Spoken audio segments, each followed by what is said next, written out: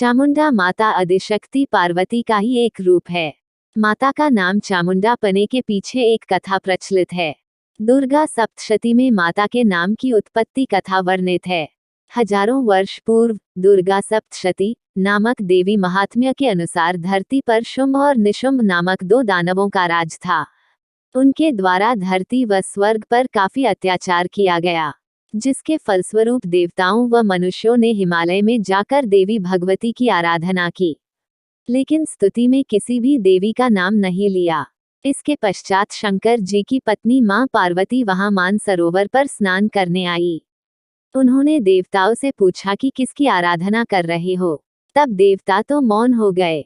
पार्वती मां ने तब अपने शरीर में से एक कुमारी कन्या को प्रकट किया शुंभ निशुंभ को मारने के लिए। पार्वती जी के शरीर से प्रकट होने के कारण इस देवी का एक नाम कौशिकी भी पड़ गया। कौशिकी को शुंभ और निशुंभ के दूतों ने देख लिया और उन दोनों से कहा, महाराज आप तीनों लोकों के राजा है, आपके यहाँ पर सभी अमूल्य रत्न सुशोभित है। इंद्र का ऐरावत हाथी भी आप ही के पास है।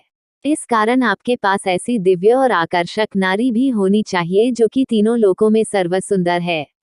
ये वचन सुनकर शुंभ और निशुंभ ने अपना एक दूत देवी कौशिकी के पास भेजा और उस दूत से कहा कि तुम उस सुंदरी से जाकर कहना कि शुंभ और निशुंभ तीनों लोकों के राजा है और वो दोनों तुम्हें अपनी रानी बनाना चाहते हैं।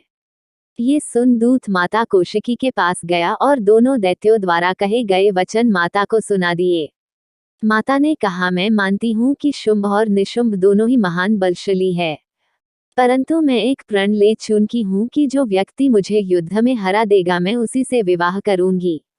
1 ये सारी बातें दूत ने शुंभ और निशुंभ को बताई, तो वह दोनों कौशिकी के वचन सुनकर उस पर क्रोधित हो गए और कहा, उस नारी का ये दुस्साहस कि वह हमें युद्ध के लिए ललकारे। तभी उन्होंने चंड और मुंड नामक दो असुरों को भेजा और कहा कि उसके केश पकड़कर हमारे पास ले आओ। चंड और मुंड देवी कौशिकी के पास गए और उसे अपने साथ चलने के लिए कहा। देवी के मना करने पर उन्होंने देवी पर प्रहार किया।